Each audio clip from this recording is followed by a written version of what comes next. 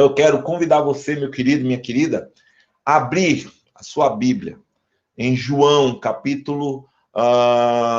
João 16, glória a Deus.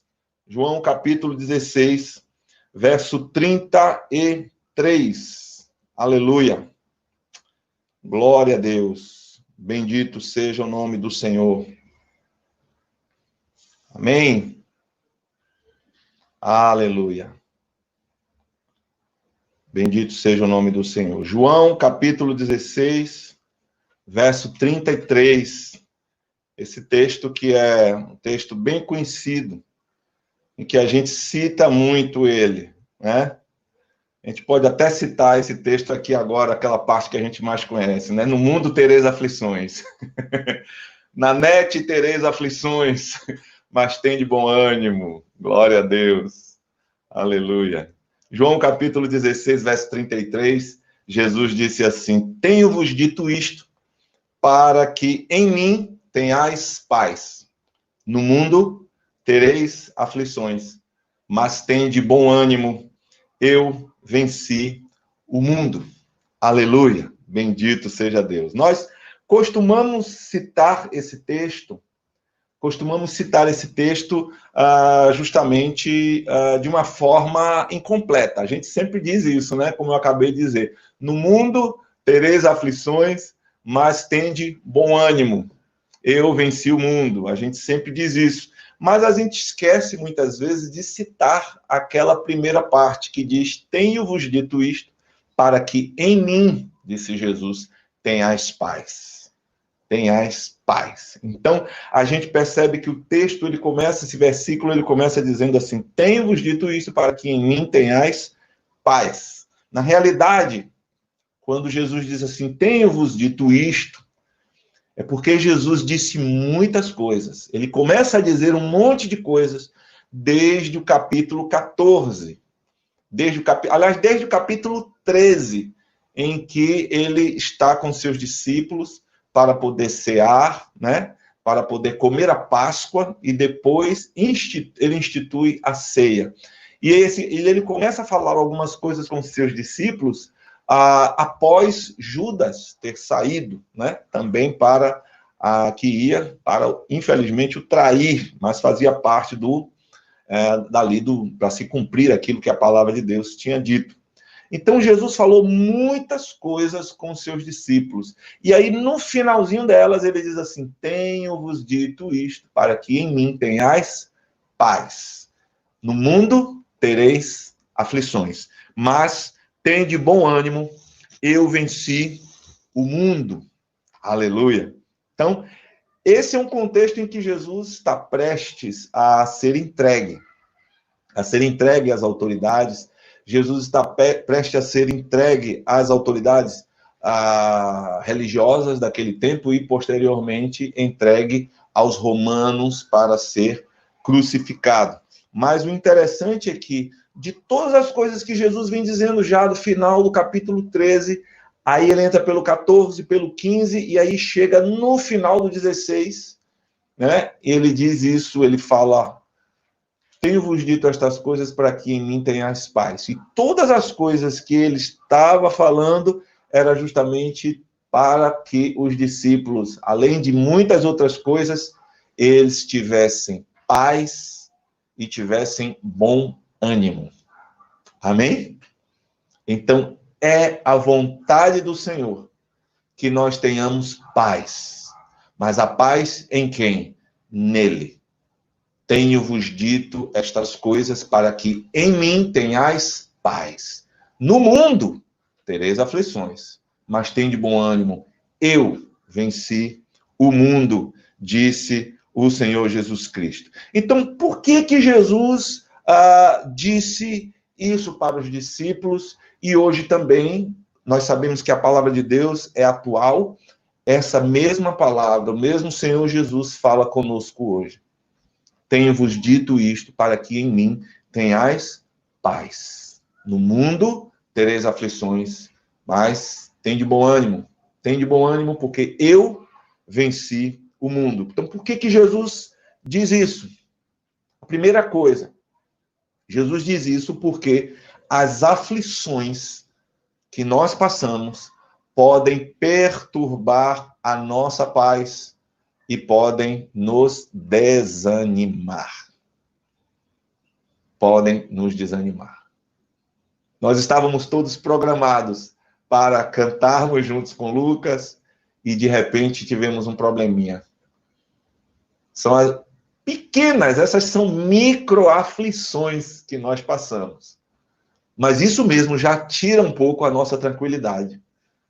Porque as coisas saem do controle daquilo que a gente tinha programado, sai do controle da expectativa que você tinha criado, sai do controle daquilo que Lucas ou qualquer outro ministro tinha se preparado, sai do meu controle porque eu já estava esperando aquele tempo de louvor para a gente ouvir e depois trazer a palavra, e de repente vem uma afliçãozinha dessa e já tira um pouco a nossa tranquilidade, já tira um pouco a nossa estabilidade. Isso é apenas um pequeno exemplo, uma micro-aflição, porque isso não é de toda a pior coisa do mundo para acontecer. Mas as aflições, elas acabam perturbando a nossa paz, acabam perturbando e muitas vezes trazendo desânimo. Por isso que Jesus disse que ele falou várias coisas para que os seus discípulos tivessem paz e não perdessem o ânimo.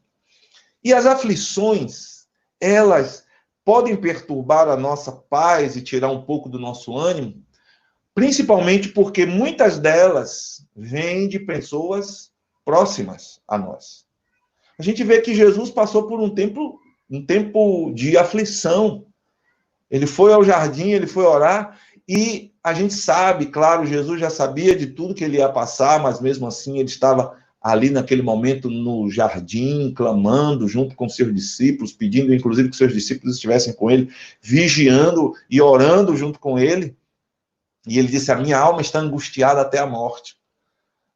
E essas aflições, muitas vezes, elas vêm de pessoas próximas. Judas era um dos 12 de Jesus. Era um dos discípulos de Jesus. Então, às vezes, as pessoas que estão próximas de nós, elas trazem, às vezes, essas aflições podem vir através delas. Às vezes, diretamente por elas, pela postura delas, pela vida delas, pela forma de tratar, pelas atitudes, às vezes por problemas que acontecem com essas pessoas. Quem não sofre quando um parente seu está doente? Quem não sofre quando um parente seu está passando por uma dificuldade? Quem não sofre quando um irmão seu, um filho, um marido, uma esposa está passando por dificuldades?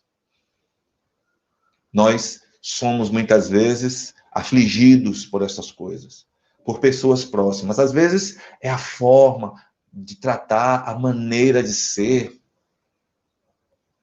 Às vezes o relacionamento do casal não está bom, às vezes o relacionamento entre pais e filhos, entre irmãos, marido, esposa, família, são pessoas próximas, às vezes esse relacionamento não está bom. E eu costumo dizer que a maior distância que separa as duas pessoas, a maior distância entre duas pessoas é o mal-entendido. Às vezes nós vemos casais que se amam, que desejam que o relacionamento cresça, frutifique, seja uma bênção, mas muitas vezes um não consegue entender o outro, e um traz aflição para o coração do outro, e traz aflição às vezes para casa, para a família, para os filhos, para os parentes. Nós vemos que muitas vezes as pessoas próximas podem ser pessoas portadoras de situações que trazem aflição ao nosso coração. Também as aflições, elas podem vir de planos frustrados. A gente estava com os planos aqui, os nossos planos foram frustrados, né? Porque estávamos esperando cantar, louvar, ouvir Lucas cantar e cantarmos junto com ele. Mas às vezes os nossos planos são frustrados, algumas causas externas. Às vezes a gente planejou uma vida financeira, planejou uma viagem, planejou tantas coisas, e nós estamos passando por isso, nesse tempo. Planejamos algumas coisas, alguns dos irmãos tinham viagens planejadas, tinham festas planejadas, tinham celebrações, tinham comemorações planejadas, e esses planos foram frustrados. empresários que planejaram crescer muito esse ano, pessoas que investiram e fizeram tantas coisas, e esses planos são muitas vezes frustrados por conta dessa incerteza, por conta de problemas, da dificuldade. Nós estamos enfrentando esse tempo de pandemia e pegou todo mundo, pegou muita gente de surpresa, e os planos de muita gente foram, vamos dizer, por água abaixo. E isso traz aflição, isso traz um aperto no coração, e pode muitas vezes tirar a paz, e pode muitas vezes tirar o ânimo. Aflições também que passamos por conta da nossa própria vida no reino de Deus. Aflições por conta da nossa vida no reino. Muitas vezes é a fé. Às vezes a nossa fé é uma fé que não está muito solidificada. Às vezes é uma fé que ainda não está extremamente firmada. O tema desse ano, do nosso ano, é até que todos cheguemos, né? A gente pode ver aqui atrás, e Jesus está no centro, não é? Glória a Deus. Nós vemos aqui que nós queremos chegar à estatura de Cristo, nosso alvo é chegar à estatura de Cristo, e nós precisamos ter uma fé solidificada, mas muitos, por conta dessa fé não muito solidificada, podem se turbar, podem se perturbar, podem entrar em aflição. No capítulo 14, verso 1, Jesus disse: não se turbe o vosso coração. Credes em Deus, crede também em mim. Ou seja, Jesus está dizendo que uma forma de você não entrar em perturbação, em aflição, é você crer nele. É crer em Deus e crer também nele. Nós necessitamos de uma fé solidificada. Quando a nossa fé não está solidificada no Senhor, nós corremos um risco maior, estamos muito mais vulneráveis a passar por aflições. O ódio do mundo, as questões do reino, como nós servimos ao Senhor, o mundo nos odeia. Jesus disse isso em João 15, verso 19 ao 20. Olha o que Jesus disse: se vós fosseis do mundo, o mundo amaria o que era seu, mas porque não sois do mundo, antes eu vos escolhi do mundo, por isso é que o mundo vos odeia. O verso 20 diz: lembrai-vos da palavra que vos disse, não é o servo maior do que o seu senhor. Se a mim me perseguiram, também vos perseguirão a vós. Se guardaram a minha palavra, também guardarão a vossa. Então passamos por aflições no reino, justamente porque às vezes a gente vai perceber o ódio do mundo por não conhecer, por não entender, por não conhecer a Cristo, por não conhecer a vontade de Deus, por não conhecer o reino de Deus, não conhecer a vontade do Senhor. Daí acontece de que o mundo nos odeia, porque pensamos diferente, porque a nossa mente é diferente, porque os nossos valores são diferentes, porque a ideia de vida, nossa cosmovisão é uma cosmovisão diferente, a nossa visão de mundo, a nossa visão do homem, a nossa visão da política, a nossa visão da educação, das artes, tudo, ela é diferente da do mundo. A nossa visão de família é diferente da do mundo. E muitas vezes o mundo nos odeia por conta disso. Eles odiaram a Jesus e odiaram a nós também. Perseguiram a Jesus, também nos perseguirão. Mas tem uma coisa também maravilhosa, que é que se alguns receberam a palavra de Cristo, também receberão a nossa. Louvado seja o nome do Senhor. João capítulo 16, versículo 2. João 16, verso 2, Jesus disse assim, expulsar-vos-ão das sinagogas. Vem mesmo a hora em que qualquer que vos matar, cuidará a fazer um serviço a Deus. Então, nós percebemos que o mundo muitas vezes nos odeia. O mundo nos odeia. O mundo, ele luta contra nós. o mundo luta contra nós. E temos essa dificuldade. Aflições também pelo mundo de pecado. Nós vemos a aflição pelo mundo de pecado. 2 Pedro, capítulo 2. 2 Pedro, capítulo 2, versículos 7 e 8. Diz assim que o Senhor livrou o justo Ló. E o que acontecia com Ló? Ele estava enfadado da vida dissoluta dos homens abomináveis. Estava enfadado da vida dissoluta dos homens abomináveis, porque este justo, habitando entre eles, afligia todos os dias a sua alma justa, vendo e ouvindo sobre as suas obras injustas. Será que isso não aflige o nosso coração? Quando nós começamos a ver o mundo, como é que o mundo anda, como é que o mundo vive, nós vamos percebendo isso, muitas vezes nos deixa angustiados, nos deixa perplexos, nos deixa triste, nos deixa de uma forma que nós temos uma dificuldade muito grande em lidar com as coisas desse mundo. E aí o que acontece? Nós ficamos como Ló, aflitos com essa dificuldade. Eita, um problema técnico aqui. Nós ficamos muitas vezes como Ló, com um problema, com essa aflição, com essa dificuldade, justamente por conta de percebermos como o mundo caminha, de como o mundo anda, de como o mundo vive no pecado, de como o mundo está caminhando cada vez marchando a passos largos para a perdição. E aquilo afligia a Ló, vivendo ali em Sodoma e Gomorra, e nós muitas vezes somos afligidos por vivermos num mundo injusto, num mundo de pecado, num mundo cheio de corrupção. E essas aflições que nós vivemos de variadas fontes, elas podem perturbar o nosso coração. Nós muitas vezes podemos perder a paz e nós muitas vezes podemos também estar desanimados. Por isso Jesus disse: tenho-vos dito isto, para que em mim tenhas paz. No mundo tereis aflições, mas tem de bom ânimo. Eu venci o mundo. Por isso o Senhor nos exorta a isso, né? Exorta-nos a ter bom ânimo. E Ele nos deu recursos para vivermos uma vida de paz e de ânimo. O que pode causar o desânimo?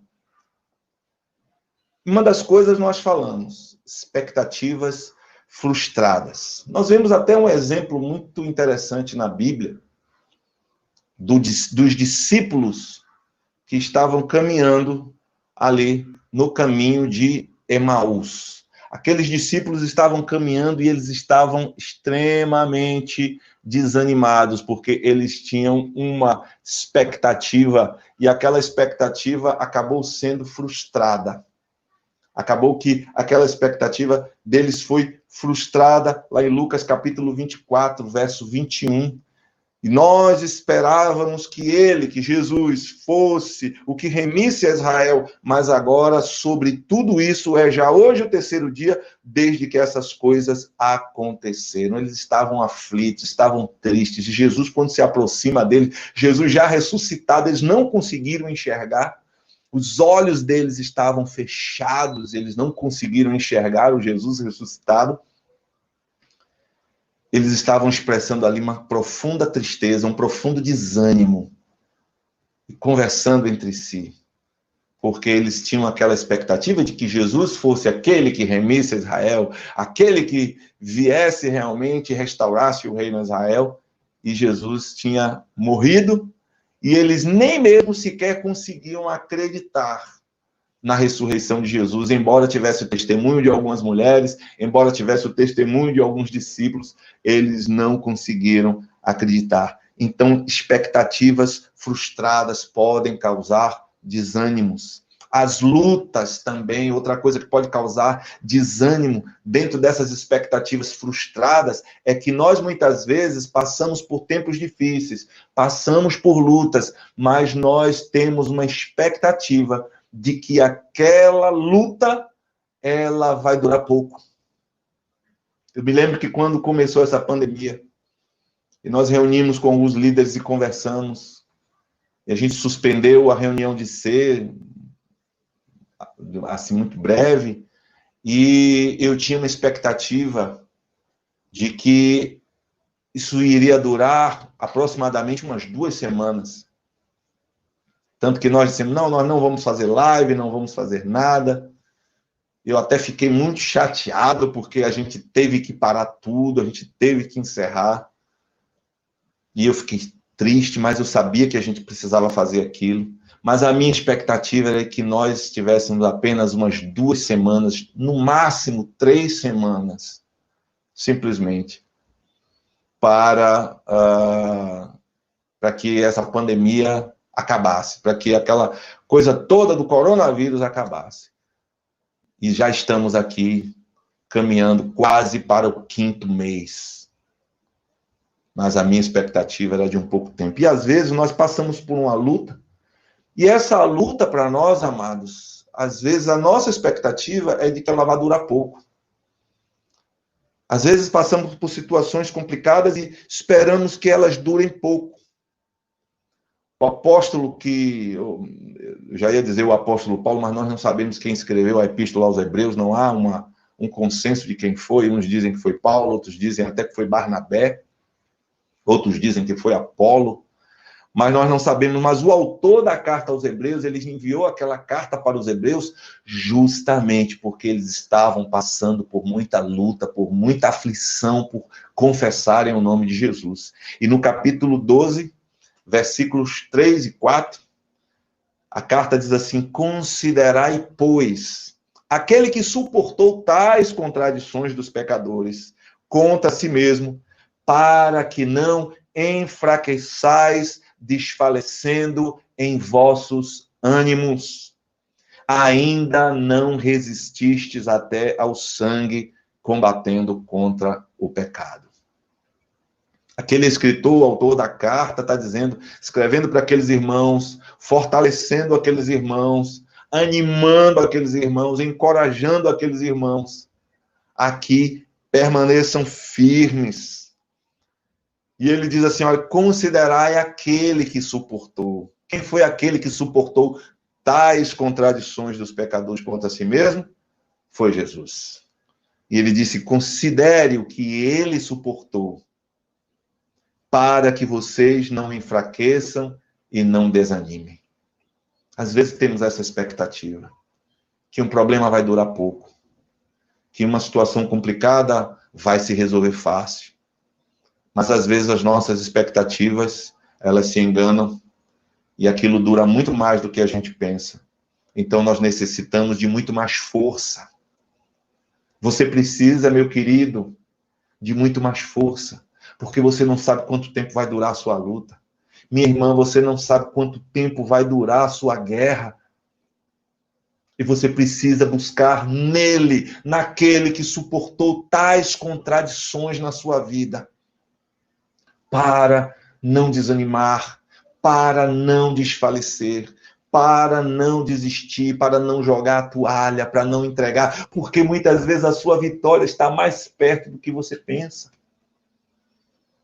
A manifestação da glória de Deus na sua vida está mais perto do que você pensa.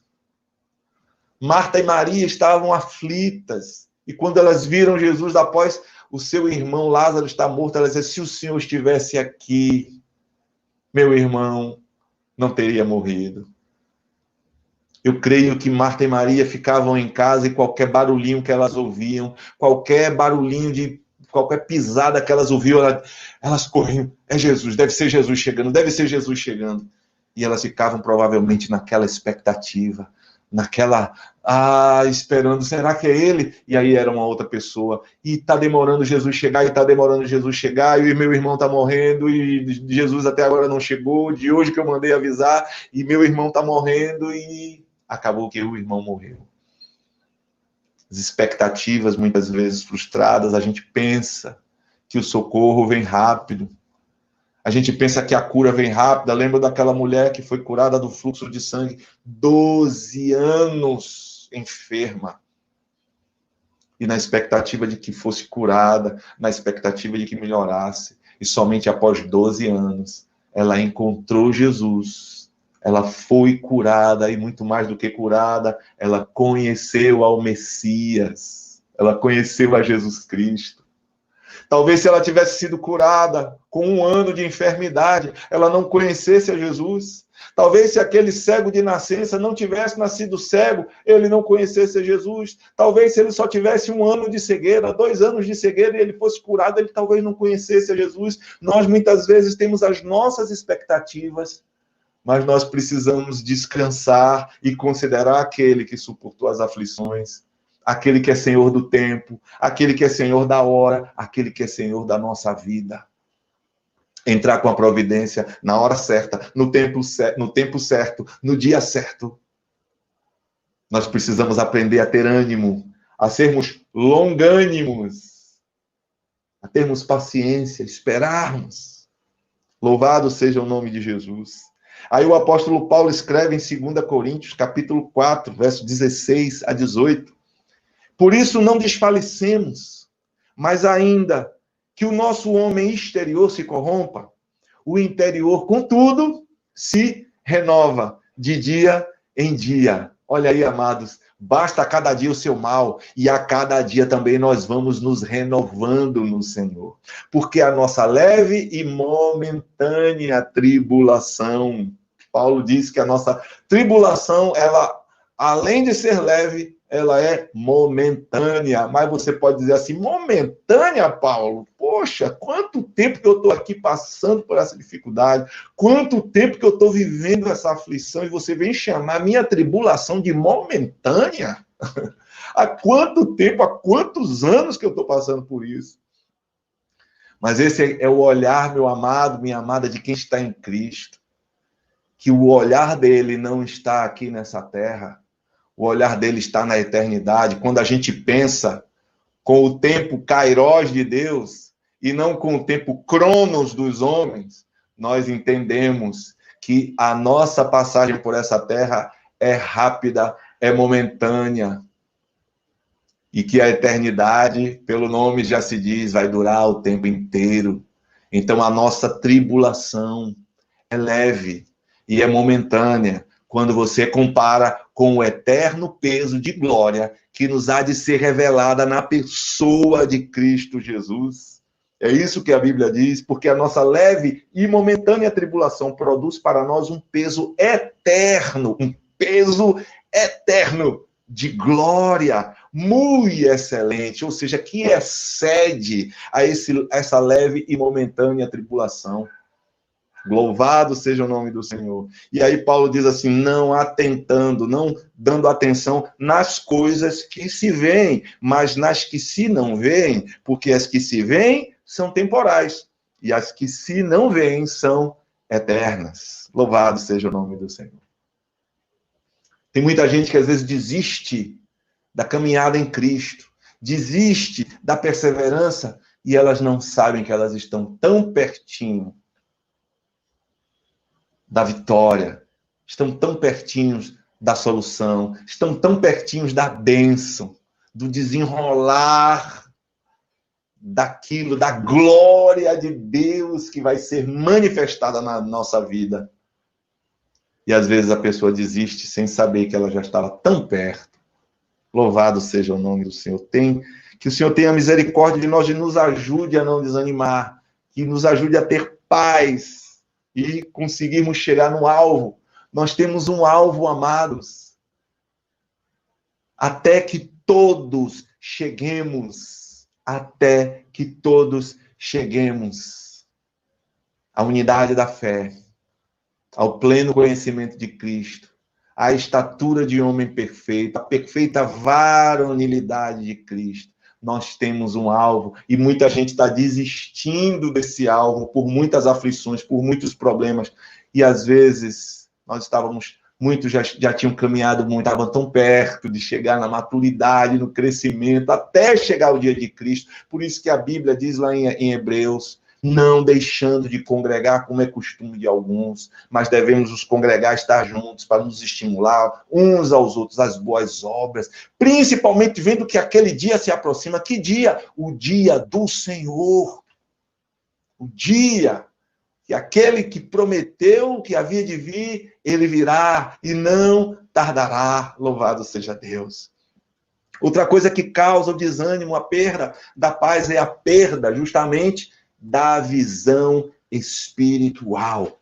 A perda da visão espiritual. Por isso que o Senhor Jesus nos corrige. E ele corrige o tempo inteiro, na palavra, com seu espírito, através dos irmãos, através de um outro, para que a nossa visão não esteja aqui plantada nesse mundo, mas sim na glória de Deus. Claro, nós devemos viver esse mundo. O Senhor deixou a gente aqui no mundo, ele não nos tirou do mundo, nós não somos do mundo, estamos no mundo, mas não somos do mundo. E a gente está aqui no mundo, temos uma missão, temos algo a fazer aqui no mundo, e nós, amados, não temos todo o tempo do mundo para desempenhar a nossa missão aqui na Terra, a gente precisa entender isso. E aí o Senhor está nos mostrando que cada vez mais devemos pensar nas coisas que são de cima e não nas que são da terra, porque já estáis mortos e a vossa vida está escondida com Cristo em Deus.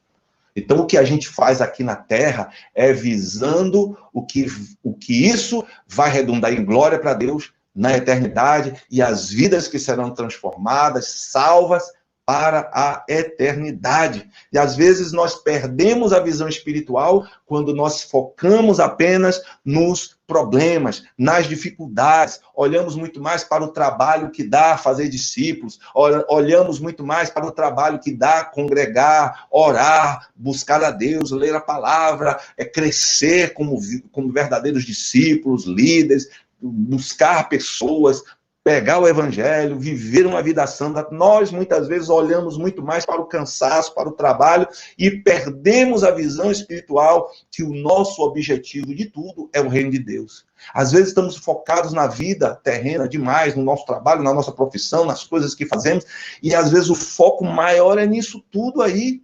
Nós passamos a semana toda nos cansando para trabalhar e na hora de servirmos a Deus, na hora de fazermos as coisas de Deus, nós muitas vezes nos sentimos cansados. E às vezes até esquecemos que até o nosso trabalho secular, estudo ou qualquer outra coisa que a gente faça, nós precisamos fazer com o objetivo de glorificar a Deus, com o objetivo de fazer a obra de Deus, com o objetivo de pregar o evangelho de Cristo, manifestar a glória de Deus para esse mundo. Nos esquecemos muitas vezes disso. Perdemos a visão. Perdemos a visão do resultado do discipulado na vida das pessoas. Ah, mas cansa. Ah, mas a pessoa não quer. Ah, mas isso, mas aquilo. A gente prega o evangelho, a pessoa não crê em Jesus. E a gente fica pensando muito nessas coisas. Perdemos a visão do resultado, a visão espiritual, às vezes do resultado do discipulado, do resultado da oração, do resultado do jejum. Nós tivemos agora o nosso mês de jejum, 21 dias de jejum, já colocamos o nosso jejum nas mãos do Senhor, mas muitas vezes perdemos a visão do resultado disso e deixamos o jejum para lá, a gente faz quando quer, quando tá afim, quando lembra, ou às vezes nem faz. Ah, tem muitos irmãos jejuando, os irmãos jejuam por mim, oram por mim, não vemos muitas vezes o resultado dessas coisas, das vidas transformadas, do tempo, do investimento nessas coisas, e vermos a alegria de vermos vidas transformadas, perdemos a visão espiritual muitas vezes. Muita gente acha que já não vale mais a pena lutar pela família, lutar pelo casamento, lutar pela vida com Deus, até mesmo lutar por um país melhor, por um país que venha conhecer a Cristo. Nós muitas vezes até perdemos essa visão e desistimos. Desistimos. Tem muita gente que desiste até mesmo de ser santo, porque às vezes vê tanto pecado no mundo, que diz assim, que nada, eu não vou ser besta, não. Eu também tenho que levar vantagem. E às vezes a gente vê muitos cristãos usando de práticas mundanas porque perdeu a visão espiritual. Perderam a visão melhor de Deus. Uma outra coisa que pode desanimar também é a perda da segurança. E a perda da segurança vem porque muitas vezes colocamos a nossa fé em algo que é incerto. em algo que não é concreto, mas que nós acreditamos que é concreto e nos sentimos seguros. Nós nos sentimos seguros porque temos dinheiro. É ou não é? Quantos que se sentem seguros porque têm um plano de saúde? Quantos que se sentem seguros porque têm um emprego? Quantos que se sentem seguros porque ele acredita que o seu prefeito, o seu governador, o seu presidente, o seu deputado, senador, seja lá o quê, ele vai cuidar dele, vai prover tudo.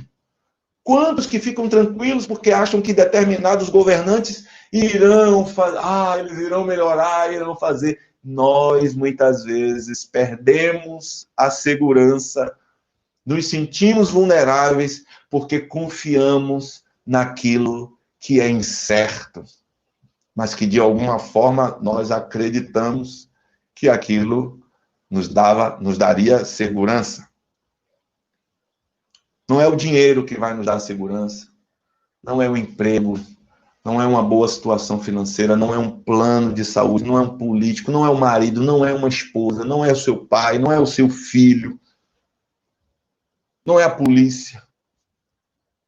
E a palavra de Deus nos ensina a não colocar a nossa fé, não colocar a nossa segurança naquilo que é incerto.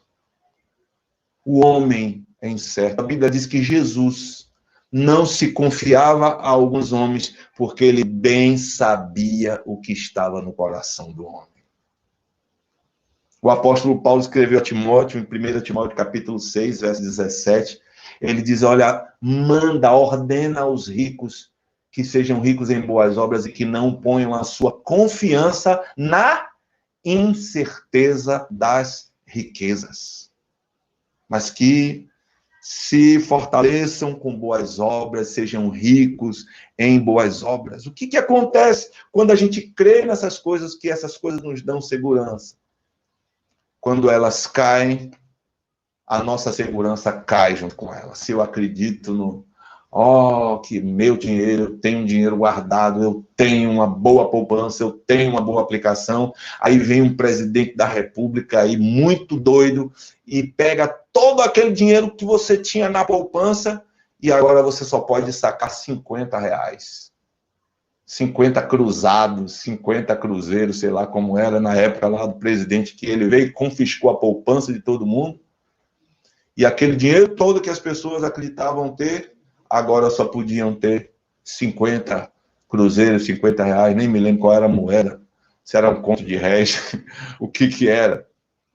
Mas nós muitas vezes estamos confiando nisso. Às vezes você confia demais, confiança no seu marido, o marido que você tem, e Deus livre e guarde, seu marido morre, a sua mãe morre, ou seu filho morre, você faz planos por essas coisas aqui que são incertas, você faz um plano para o seu político, e de repente seu político está lá e o pessoal tira ele do lugar, ou então ele não cumpre aquilo que ele tinha prometido.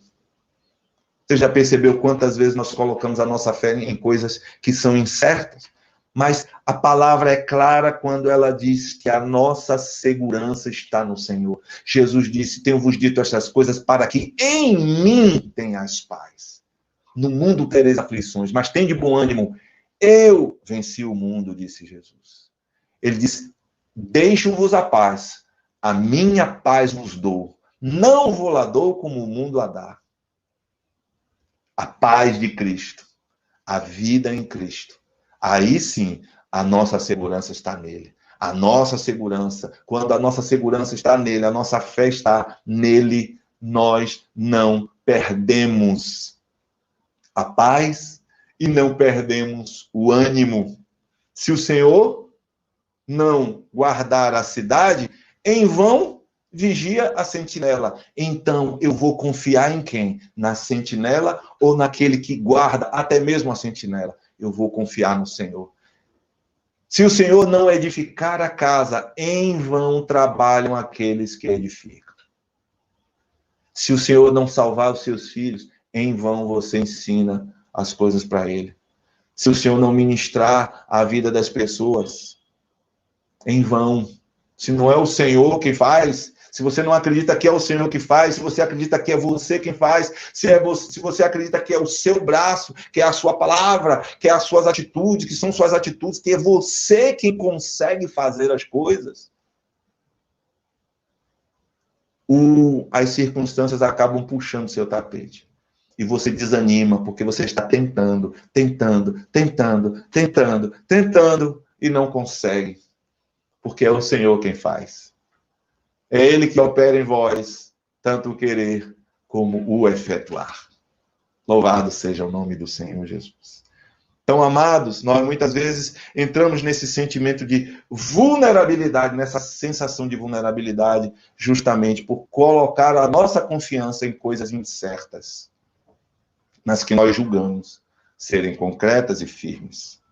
Então, como é que a gente lida para não entrar no desânimo? Como é que a gente lida com todas estas coisas? A gente pega tudo aquilo que Jesus disse para que a gente não entre na perda da paz e na perda do ânimo. Primeira coisa que nós precisamos entender é que, de uma vez por todas, a nossa paz, a nossa alegria, o nosso ânimo, a nossa força, a nossa segurança estão no Senhor, em Deus. Amém?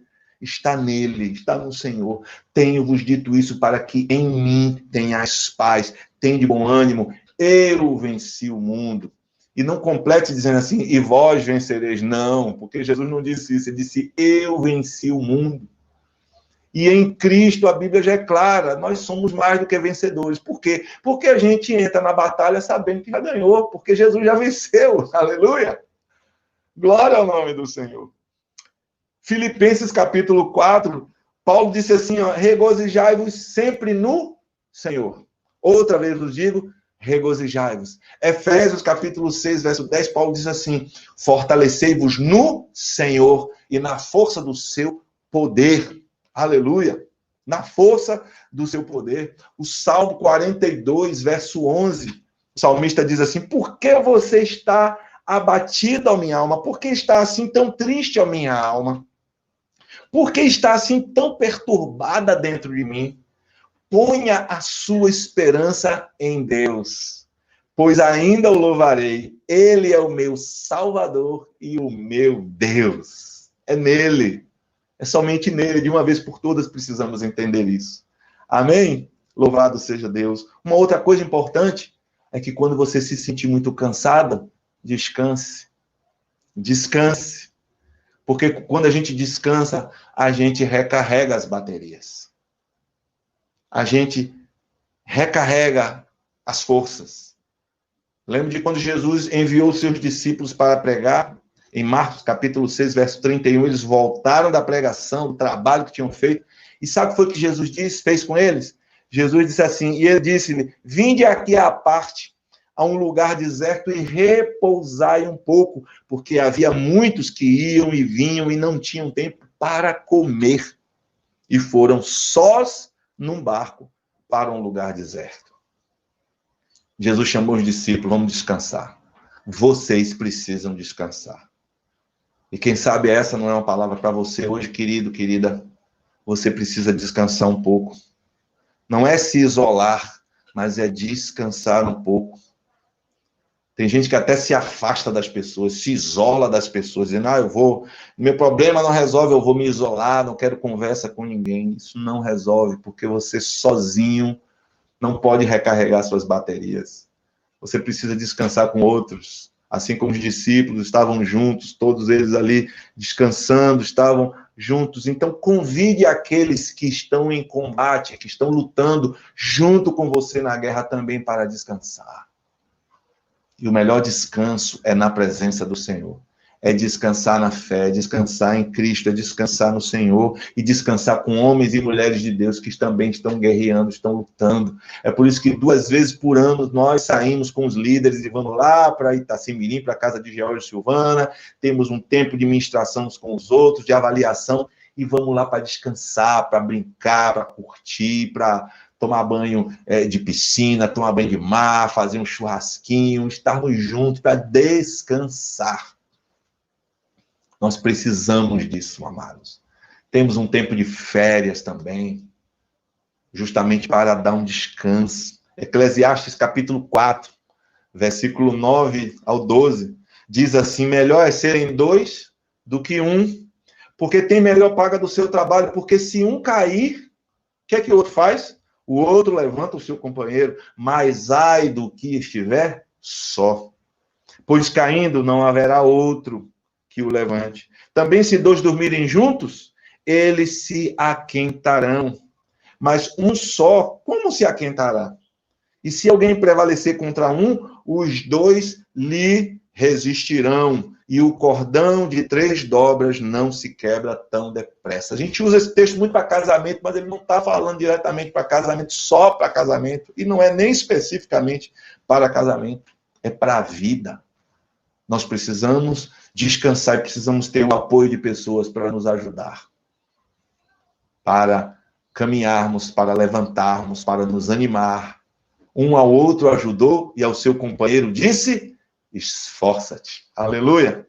Mais uma coisa, mais um conselho da palavra de Deus, para a gente fechar: jamais esqueça de se tornar um servo quando você estiver mais animado, estiver com mais energia. Porque a melhor coisa é dar do que receber, diz a palavra do Senhor. Então, a gente tem que servir de maneira equilibrada. A gente serve, mas a gente também toma cuidado com a gente descansa, mas a gente serve. E, às vezes, a pessoa está desanimada, ela está desanimada por muito tempo, e depois que ela se anima, ela acaba olhando só para si. Se animou, agora está bem, e esquece dos outros. Não pode ser assim, amados. Porque quando você está servindo ao outro, quando você está sendo um instrumento de Deus para animar outras pessoas, essa alegria também vem ao seu coração e você é renovado. Quantos de nós somos renovados apenas de ver o outro, de abençoar a vida do outro, de servir o outro? Nós precisamos disso. Olha o que a palavra de Deus diz lá em 2 Tessalonicenses, capítulo 2, versos 16 e 17, que o próprio Senhor, 2 Tessalonicenses 2, 16 e 17, que o próprio Senhor Jesus Cristo e Deus nosso Pai, que nos amou, que nos deu eterna consolação e boa esperança pela graça, deem ânimo ao coração de vocês e os fortaleçam para fazerem sempre o bem, tanto em atos como em palavras. Tem um texto também que diz que o Senhor dá de toda a consolação, que nos consola, para que com a mesma consolação que fomos consolados, nós possamos consolar ao outro. Então, quando você estiver animado, estiver em paz, leve paz para o outro. Leve ânimo para o outro. Você que está forte, leve força para o outro. Você que está malhado espiritualmente, leve malhação também para aqueles que estão fracos. Jamais viva para si, jamais guarde o que você tem, né, somente para você, mas se entregue ao outro também, abençoando, fortalecendo a vida do outro em Cristo Jesus. Louvado seja Deus. Amém, meus amados? Então nós precisamos entender isso. O nosso ânimo vem do Senhor. Nós aguardamos a vinda do Senhor. Nós ainda não chegamos, como o apóstolo Paulo, ainda não digo que o já tenha alcançado, mas estamos caminhando para alcançar. Que o nosso olhar seja um olhar para as coisas que são eternas. Que não fiquemos frustrados com as nossas expectativas terrenas. Que não fiquemos frustrados pelas expectativas que nós temos, que nós colocamos nos outros, a confiança no outro, a confiança nos nossos próprios planos, a confiança nas coisas desse mundo, mas que nós urgentemente nos entreguemos para fazer aquilo que é eterno, para viver aquilo que é eterno, porque a nossa pátria está nos céus, onde nós aguardamos o Senhor vir para nos buscar. Quando Cristo, que é a nossa vida, se manifestar, então também vós vos manifestareis com Ele em glória. Bendito seja o nome do Senhor Jesus. E eu quero, nesse momento, encerrar contando uma ilustração interessante, uma história, inclusive, foi, se eu não me engano, verdadeira, que aconteceu com um casal de missionários. Um casal de missionários que passou 50 anos servindo ao Senhor no campo missionário. Eles trabalharam e depois de 50 anos foram jubilados e retornaram para a sua casa. E na volta, eles estavam voltando de navio, ficavam imaginando, né? 50 anos de trabalho no campo missionário, nós vamos voltar para a nossa casa, e eles estavam criando aquela expectativa toda para a recepção deles, o que é que os irmãos iriam preparar, o que é que as pessoas iriam preparar para recebê-los. E quando eles estavam no navio, que avistaram de longe, viram uma banda tocando, aquela coisa, os confetes, festas, e eles imaginaram, é o pessoal nos aguardando. E aí eles tiveram que entrar na sua parte lá do navio até esperar o desembarque. Só que quando eles saíram, naquela expectativa, na festa que iriam fazer para ele, para o retorno deles, quando eles saíram do navio, já não tinha mais banda, já não tinha mais festa, só tinha confete pelo chão, só tinha papel, aquela coisa toda. E eles se decepcionaram e perceberam que aquela festa não era para eles. E eles foram cabisbaixos para casa, tristes, quem sabe até desanimados. E quando chegaram em casa, encontraram a sua casa, lá, né, já meio velhinha, 50 anos fora. E aí aquele homem, aquele missionário, chegou para a mulher e disse, olha, eu vou dar uma andada pela rua. Ore aí e fale com o seu Deus. Se é esse o tipo de recepção que nós merecemos quando a gente volta para a nossa pátria, para a nossa casa. Ele falou de forma desdenhosa e foi embora, saiu para andar, para espairecer, e a mulher ficou em casa. Diz que quando esse missionário voltou, chegou em casa de uma forma sarcástica, irônica, chegou para a mulher, e aí? Falou com seu Deus? Se é esse o tipo de recepção que a gente tem quando a gente passa 50 anos no campo missionário, fazendo a obra dele, quando a gente volta para casa? E disse que aquela mulher nem se virou de costas e disse, falei com Deus sim.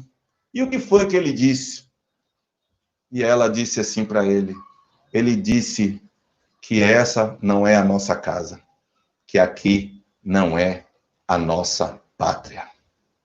Louvado seja Deus. Tenha ânimo, meu irmão. Tenha ânimo, minha irmã. Porque a nossa pátria não está aqui. Aquele que há de vir virá e não tardará. E Paulo disse, eu combati o bom combate, acabei a carreira, guardei a fé. Desde agora me espera a coroa que Jesus, o justo juiz, me dará, e dará também para todos aqueles que amam a sua vinda, que amam a sua vida. Amém? Pai querido, em nome de Jesus, nesse momento, Senhor, eu quero, junto com os meus irmãos, orar, buscar a tua face, buscar a tua presença e te agradecer, ó Pai, por esse tempo tão bom e tão rico que podemos meditar na tua palavra, Senhor. Que podemos, ó Pai amado, buscar um ânimo em ti, saber que o Senhor já tem tudo preparado, que o Senhor já venceu, que o Senhor venceu a morte, que o Senhor venceu o pecado, que o Senhor crucificou a carne, que o Senhor colocou debaixo dos seus pés principados e potestades, e que o Senhor já nos deu a vitória, de que o Senhor já nos deu o reino, de que o Senhor já nos deu, meu Pai, a nossa tão necessitada salvação. E nós oramos para que o Senhor venha encher os corações com a tua alegria, que o Senhor venha encher os nossos corações de ânimo, que o Senhor venha encher os nossos corações de esperança, para que não estejamos vivendo uma vida frustrada, não estejamos vivendo uma vida apática, uma vida desanimada, uma vida sem paz. Senhor, nós oramos e pedimos que o Senhor nos encha de alegria e que nós tenhamos apenas em Ti, somente em Ti, a nossa esperança, a nossa confiança, o nosso descanso, Pai. Para não nos decepcionarmos com as coisas desse mundo que são incertas, que são líquidas. Em nome de Jesus, que a nossa força esteja no Senhor, que a nossa alegria seja o Senhor, que a nossa fé esteja no Senhor, que a nossa casa esteja edificada no Senhor. O Senhor é a nossa alegria, o Senhor é a minha força e a minha salvação. O Senhor é o meu pastor, ainda que eu ande pelo vale da sombra da morte, não temerei mal algum, porque tu estás comigo. Que haja em nossos corações esta confiança, Senhor, de vivermos confiando somente em Ti, crendo somente no Senhor e vivendo e nos fortalecendo somente no Senhor, para a Tua glória, que assim seja. Amém, amém, amém. Aleluia.